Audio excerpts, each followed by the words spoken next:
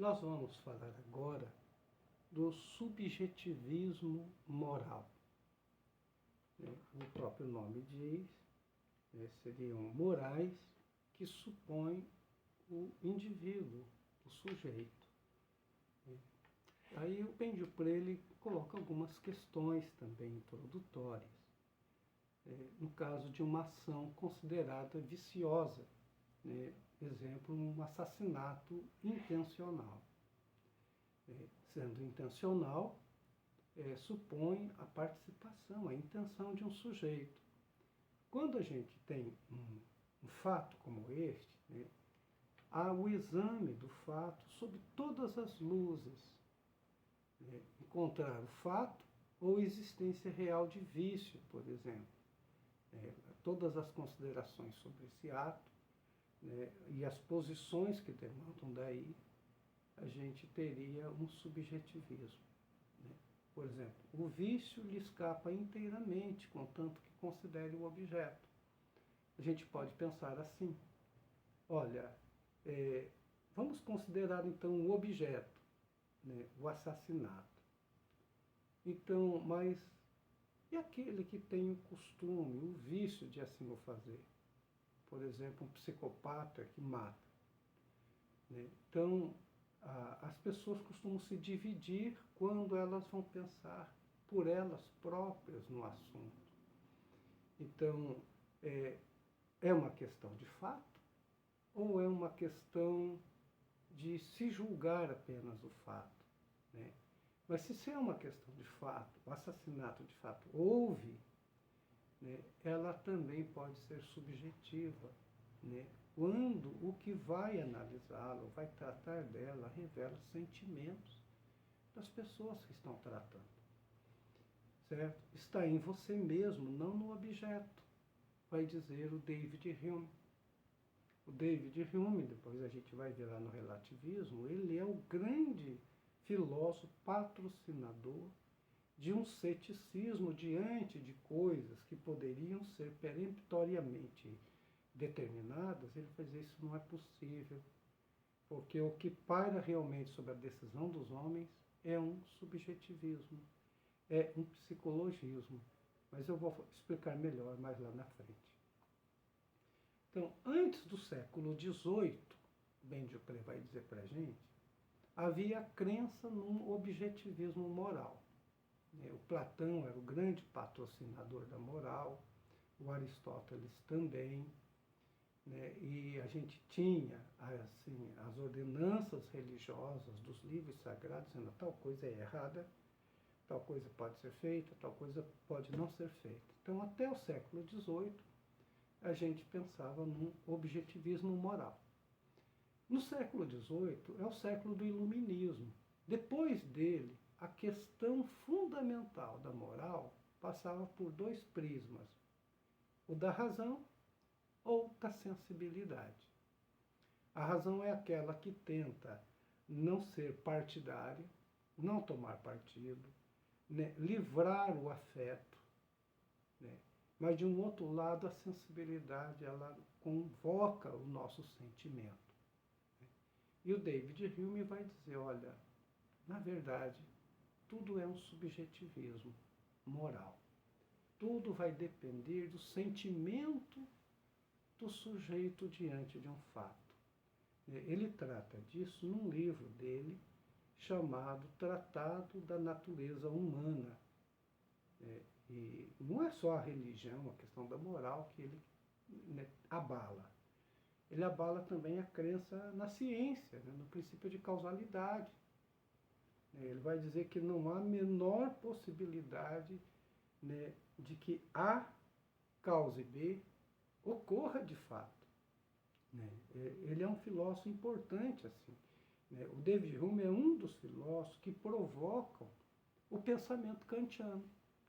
Porque de um lado ele destrói a questão moral, a questão metafísica, de um outro lado também ele atenta contra o princípio científico. Então não é mais possível fazer objetivamente ciência.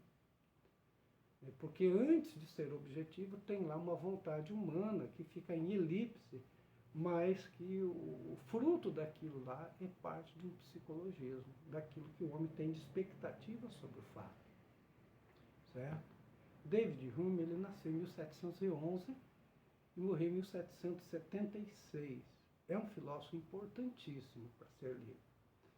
Mas, de um lado, a gente tem aqui um subjetivismo ingênuo, né? Muita gente vai dizer, né? E um subjetivismo assim mais encorpado, mais para frente.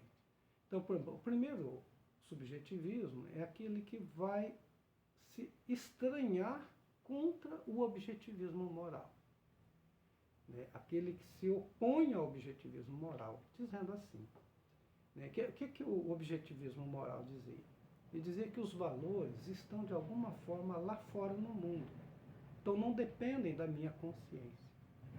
As coisas são boas ou são justas, moralmente válidas ou não, por elas mesmas. Então, são independentes do homem que as valora. Então, e aqui a gente entra num debate, porque no século aqui 18, no século 16, século 17, em curso no mundo estavam as grandes navegações, né? As mudanças de rotas que a gente tinha para a questão do comércio. Então a gente desloca o Mediterrâneo e vai para o Atlântico, para o Pacífico. E o encontro entre as culturas diferentes, né, abala um pouco essa certeza que o europeu tinha sempre naquilo que patrocinava a moral para ele. Então, por exemplo, né, as discordâncias éticas entre as culturas. Então, numa determinada cultura, um certo fazer pode ser contra a moral. Numa outra cultura, não fazer aquilo que para aquela é antimoral, seria antimoral também, né? Então, contra a ideia de que valores morais tinham algum tipo de status objetivo e universal, né? Bastava entrar em contato com uma outra cultura, né, por exemplo, que tivesse sacrifícios humanos, que comessem determinados alimentos que para outra eram proibidos, que tivessem hábitos de casamento diferentes do que tem naquela cultura cristã que estava colonizando o mundo. Então, isso traria a ideia de que aquilo que eu imaginava que seria universal não é tão universal assim, certo? E aí, então, o objetivismo moral tem uma reação extrema, né? De um lado você tem o objetivismo avançado e de um outro lado um subjetivismo avançado. As duas coisas se contrapõem parte a parte, né? As afirmações morais são simplesmente descrições ou relatos dos nossos sentimentos sobre ações e agentes. Isso é o subjetivismo, né? Aquilo que a gente está dizendo que é moral são nossos sentimentos, é um sentimentalismo, né? O exemplo que ele dá aqui é a frase: assassinato é errado. Olha, para algumas culturas, o assassinato nem é olhado desse jeito. Para outras culturas, o assassinato no direito é errado, merece ser punido, né? Então, o resultado disso é tudo o que eu disser, desde que seja uma descrição precisa de meus sentimentos, será verdadeiro para mim. A sinceridade por si parece bastar como justificação moral. Aqui eu queria fazer uma parte muito importante. É a questão da sinceridade, a diferença que há entre sinceridade e honestidade. Aquilo que é sincero é você dizer o que de fato uma coisa é, né? Não se negar, não mentir, né? Por exemplo, eu sou racista? Sim, eu sou racista, eu estou sendo sincero.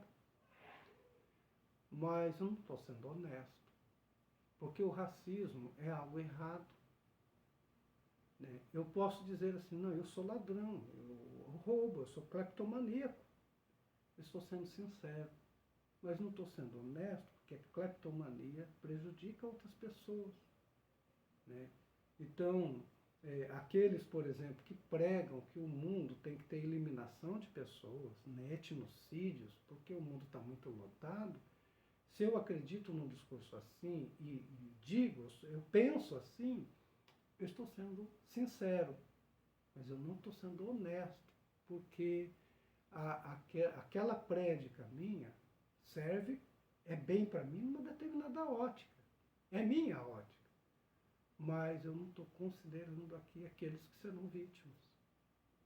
Então, é neste sentido aqui, que ele está dizendo, ó, bastava então que eu fizesse uma descrição exata dos meus sentimentos para aquilo ser moral. Mas e se meu sentimento não prestar? Se ele não for justo, pode ser moral? Né? Se eu sou racista, eu quero espezinhar uma determinada etnia que convive comigo, porque a vejo diferente, tenho um ódio básico por ela, tá certo? Porque eu descrevi meu sentimento, meu ódio? Não. O ódio não é uma coisa boa moralmente. Né? Então, acreditar sinceramente que o assassinato é certo, isto será verdadeiro. Se eu achar que é, será verdadeiro. Né? Se eu achar que pessoas devem ser eliminadas, né, piamente eu acreditar nisso, eu não vou me sentir culpado, porque isso para mim passa a ser moral. Né? Então, o subjetivismo, ele não oferece, aqui essa é uma parte bem interessante, ele não nos possibilita argumentos contrários a ele. Por quê? Porque ele é taxativo em dizer algo. Né? Se é parte do sentimento das pessoas, eu tenho, no mínimo, que constatar e respeitar o sentimento das pessoas, ainda que estes sentimentos sejam moralmente condenáveis. Mas eu nem posso condenar, porque o desejo de condenar o outro também é parte de um sentimento. Então, sentimento por sentimento, né, eu trunco toda a moral aqui, nada vai para frente. Um exemplo de subjetivismo que ele vai dar é uma corrente chamada emotivismo, né, que é uma teoria aí de um filósofo chamado Alfred Julius Ayer, né, que é uma forma sofisticada, segundo o Dupré, de subjetivismo. Né. O Alfred Ayer, ele tem uma teoria chamada de bu viva, né, é uma teoria baseada no aplauso e na vaia. Né. Julgamentos morais não são descrições ou afirmações de nossos sentimentos sobre as coisas no mundo, mas expressões desses sentimentos.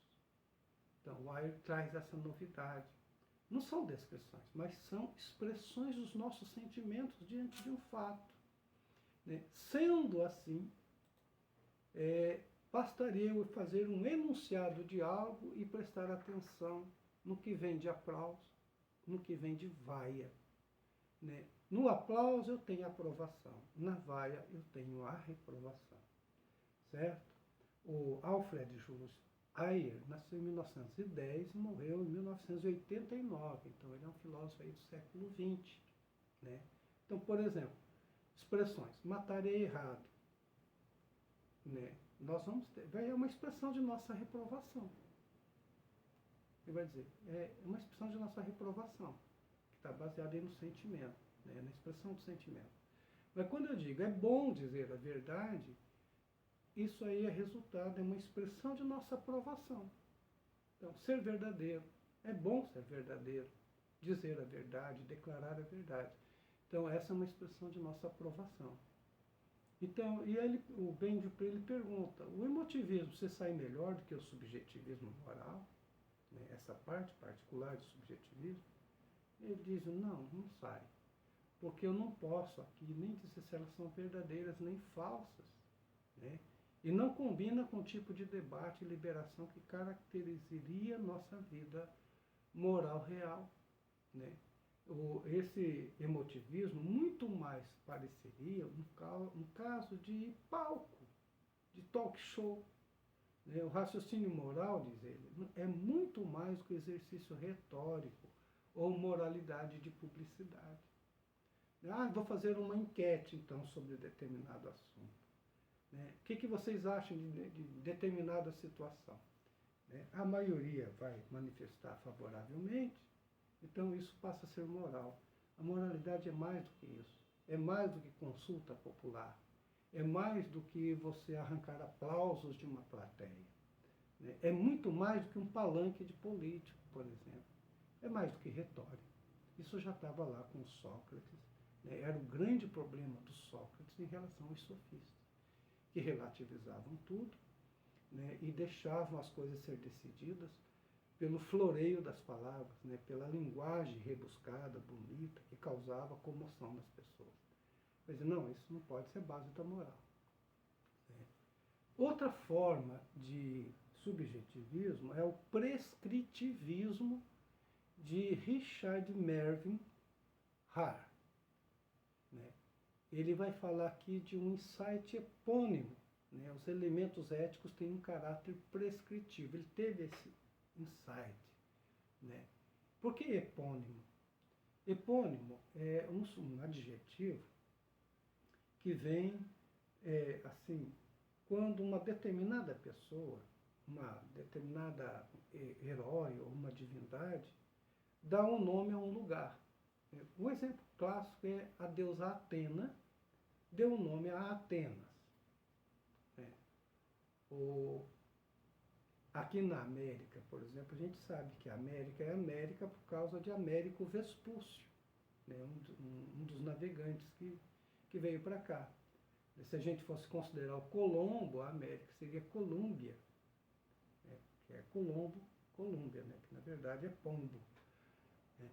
Então, o epônimo é o seguinte, ele vai chamar os elementos éticos, têm um caráter prescritivo. Então, prescritivo deu origem aqui ao prescritivismo. Né? Então, seriam esses orientadores da ação. Né? Prescrever. Né? O que fazer, como comportar. Né? São julgamentos éticos universalizáveis. Então, aquilo que passa a ser para a maioria, você universaliza e aquilo passa a ser princípio. Né? Emissão de uma injunção moral, obediência de todos, inclusive eu, em circunstâncias semelhantes. Então, em determinadas circunstâncias, o certo a fazer é isto, e é certo para mim e para todos os outros que estiverem ali naquele contexto. O Richard Mervyn Haar, ele nasceu em 1919 e morreu em 2002. Então, também um outro filósofo aí da ética do século XX. Né? A discordância moral, diz ele, né, é um tipo de impasse lógico, análogo a uma situação na qual ordens conflitantes são dadas. Então, por exemplo, assim, numa situação de risco moral, né, é uma coisa arbitrária a ser adotada ali. Então, é algo que prescreve. Por exemplo, na pandemia, vocês não vão sair de casa, vocês vão usar máscara, vocês vão tomar vacina. Né? Então, isso é uma situação prescritiva para aquele momento, ali onde todo mundo esteja envolvido. Né? Nem todas as injunções podem ser obedecidas, às vezes. Né? O prescritivo permite espaço para discordância, pelo menos nesse ponto ele é um pouquinho melhor do que o emotivismo. Né? E o emotivismo não permitia eu dizer assim, a coisa pode ser certa ou não, né? Mas o prescritivismo sim. Então, você vai olhar outras situações a mais que o outro não permitiria. Certo? E aí ele tem aí alguns pensamentos. Ele cita aí, por exemplo, o Shakespeare, lá na peça de teatro Hamlet. Shakespeare já escrevia assim: não há nada bom ou mal, mas o pensamento faz assim. Olha, se a gente olhar bem essa frase de Shakespeare, né, é o nosso pensamento que determina nas coisas o que é bom e o que não é bom. Então, aqui nós temos um subjetivismo. Não é a coisa que é boa, sou eu que estou dizendo o que ela tem de bom. Não é a coisa que é ruim, sou eu que estou julgando nela algo que em minha utilidade não é bom. Certo? E ele cita também um outro filósofo inglês, chamado Bertrand Russell, Veja só que frase interessante dele. Não vejo como refutar os argumentos em favor da subjetividade dos valores éticos, mas me vejo incapaz de acreditar que tudo que há de errado com a crueldade gratuita é o fato de eu não gostar dela. Então, a crítica aqui ela é bem incisiva. Olha, aqueles que dizem para mim que o julgamento moral é uma coisa que pertence ao subjetivo no homem, né? A interioridade de cada homem, né? A visão de cada homem. Eu não tenho como refutar isso. Mas também, de outro lado, é difícil acreditar que diante de fatos execráveis, como a tortura, uma guerra, né? Uma mortandade em massa, né? O uso inadequado da ciência, né? Ou seja, a crueldade humana gratuita, né? É algo que é moral ou não só pelo fato de eu não gostar dela. Então, não é verdade, se a gente for considerar o Russell aqui, não é verdade que uma coisa objetivamente não tenha ali nela algo para eu aceitar ou não, né? Que venha a depender de mim refutá-la ou não. Né? Aquilo é mal, né? Um etnocídio é mal, né? Torturar uma criança é mal, não depende do que eu acho, não acho, ele vai ser sempre mal. Né? Então eu não posso me dar o luxo de ficar ponderando, discutindo aquela discussão. Não, essa coisa é ruim. É ruim, desviar dinheiro público é errado, é injusto. Né? Por si. Então, objetivamente, eu posso dizer isso. E o subjetivismo, ele embarga essa situação. Né? Aí, Shakespeare ele nasceu em 1564 e morreu em 1616. Tem muita coisa na obra do Shakespeare que continua atual. Né? Aqui no Brasil tinha uma escritora que pesquisava política em Shakespeare, era a maior autoridade brasileira sobre Shakespeare, chamava-se Barba Heliodora, faleceu há uns anos atrás. E atualmente, quem é muito fã do Shakespeare e o lê e faz palestras sobre ele, é o Leandro Carnal, um historiador, professor da Unicamp. E o Bertrand de Russell é um filósofo inglês, nascido em 1872 e morre quase com 100 anos, em 1970. Esse filósofo ele foi orientador, por exemplo, do Ludwig Wittgenstein. Ele é um cara, assim, um filósofo lido, importantíssimo, muito respeitado também. E aí o texto faz alguns destaques. Por exemplo, o primeiro deles aí está intitulado assim, Razão Escrava das Paixões. Aí ele vem de novo com a questão do David Hume, o filósofo David Hume. Hume diria, todos os homens são naturalmente movidos por um senso comum ou uma empatia. Esse é um sentimento que o homem tem. Então ele pode construir uma pregnância de identidades com os outros, com a situação dos outros. Mas não que isso seja moral, isso é parte do sentimento dele, do subjetivismo dele. Então, todo homem tem capacidade de compartilhar sentimentos de felicidade ou sentimentos de penúria dos outros, que é a compaixão, ou então a congratulação com a felicidade dos outros. Mas isso tudo é sentimento, não é razão. Isso David Hume dizendo. O sentimento fornece o motivo para as nossas ações morais. E ele continua dizendo, o David, a razão compreende, mas é inerte e incapaz de fornecer um impulso à ação. A razão é e deve ser apenas a escrava das paixões. Ou seja, antes da gente pensar o que a gente pensa, isso está sendo comandado por um instinto anterior a ela, um instinto primitivo. Essa acusação mais tarde, o Nietzsche vai retomar de forma muito mais robusta. Ele vai dizer que por trás de todos os filósofos né, existe algo que eles não declaram. E por isso, na raiz de todas as doutrinas, existe uma desonestidade. Eles querem nos ensinar a verdade, mas não dizem o seu verdadeiro propósito, a sua verdadeira intenção, porque querem que a verdade seja aquela coisa que eles estão dizendo. Certo? E o segundo destaque que ele coloca aí, justamente, é o pós-modernismo e o Nietzsche, filósofo Friedrich Nietzsche. Então, depois de 1960, pensadores atacam a ideia de objetividade ética.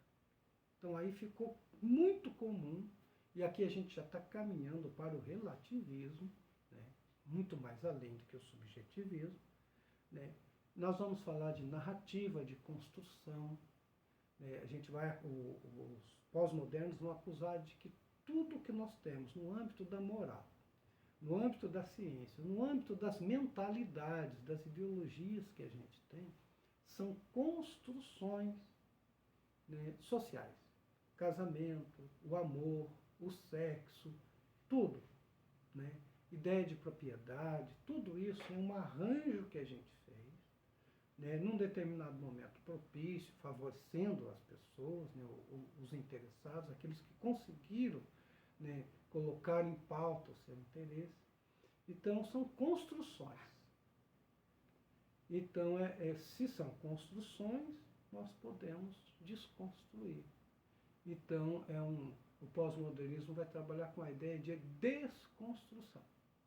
Né? Todos eles, diz o Bento Dupressan, herdeiros de Nietzsche. Nietzsche é o grande pai, né, orientador desse pensamento pós-moderno. Tem outros orientadores, como Heidegger, por exemplo, mas é o Nietzsche aí que leva mais fama. Né? Todas as crenças humanas, longe de refletirem a realidade, estavam necessariamente fundamentadas em uma e outra perspectiva sobre ela. Isso é o que Nietzsche diz. Então, em vez de ser a realidade, é a minha leitura da realidade, uma perspectiva que eu tenho.